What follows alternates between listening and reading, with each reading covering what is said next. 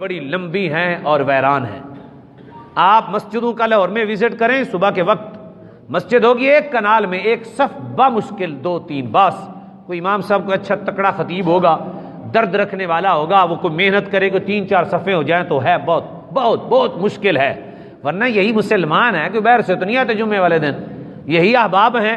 نمازوں کے وقت نہیں ہوتی کہ فرشتے تو نہیں آتے عید والے دن، عید والے دن بھی یہی ہوتے ہیں نمازوں کے وقت۔ مسجدیں بنا دیں، بڑی بڑی طویل بنا دی، 4-4 5-5 منزلیں بنا دیں، ویران پڑی ہوئی ہے، ان کے اندر بلیاں گھومتی ہیں جناب، ایک صف ہے 2 صفیں ہیں بس، ٹھیک ہے۔ قرآن پاک مسجد میں ہزاروں لے کے ماہ رمضان میں رکھ دیں گے، الماریاں بھری پڑی ہیں، نماز کے بعد 10 آدمی بیٹھ کے قرآن پاک نہیں پڑھتے، 20 آدمی اس کلام کو نہیں اٹھاتے۔ مال و متاع کے پیچھے اتنی دوڑ لگی، کبھی بیٹے کو سختی ہی نہیں کی، بیٹا یہ قرآن ہمارے لیے اترا ہے، یہ نماز ہمارے اوپر فرض ہے، یہ احکام ہمارے اوپر فرض ہیں، اس کو ادا کرنا ہے۔ ان وجوہ کی بنا پر تہذیب اسلامی جاتی رہی، ثقافت کا کچھ بچا نہ، تمدن اسلامی کی کسی کو سوچ بھی نہیں آتی، بلکہ باتیں کرتے ہیں، تہذیب و ثقافت اسلام جاتی رہی، پھر پوری دنیا میں مسلمان کفر کے شکنجے میں آ گئے، اور پھر جب کفر کے شکنجے میں یہ ہے حتی یاتی اللہ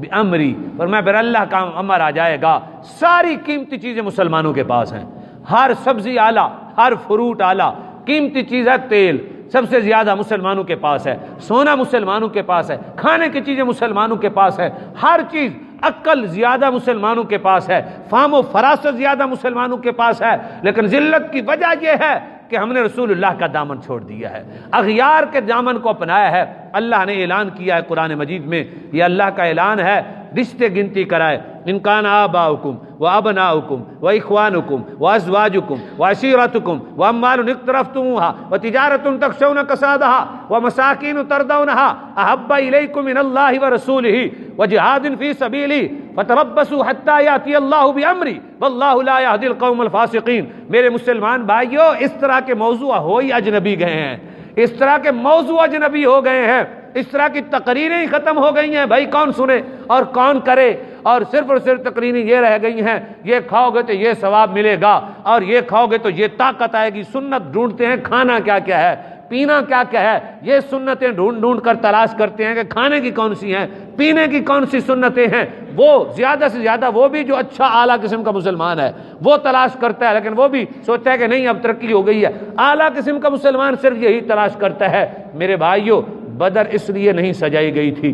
احد میں شہادتیں اس لیے نہیں ہوئی تھیں، خندق میں مصطفیٰ جان رحمت نے اس لیے اپنے کندھوں پر مٹی نہیں اٹھائی تھی، اور جناب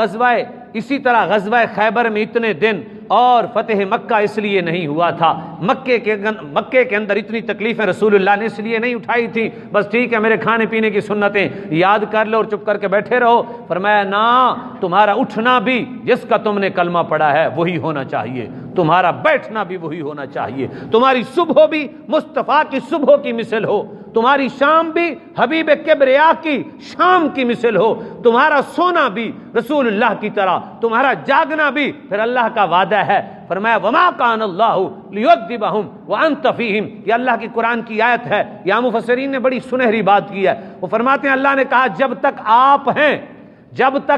ہیں ان میں، فرمایا اس وقت تک عذاب اللہ کی شان نہیں ہے، نہیں دے گا۔ تو پھر حضور کو تو ہم مانتے ہیں، پھر عذاب کیوں آیا ہے؟ حضور کو تو ہم مانتے ہیں، ہم کلمہ پڑھتے ہیں، اس کا معنی یہ ہے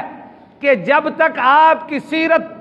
آپ کی انداز زندگی جو ہے ہم نے، اور آپ کا اسوہ حسنہ، آپ کی ادائیں جن جن میں رہیں گی، جس ملک میں رہیں گی، جس گھر میں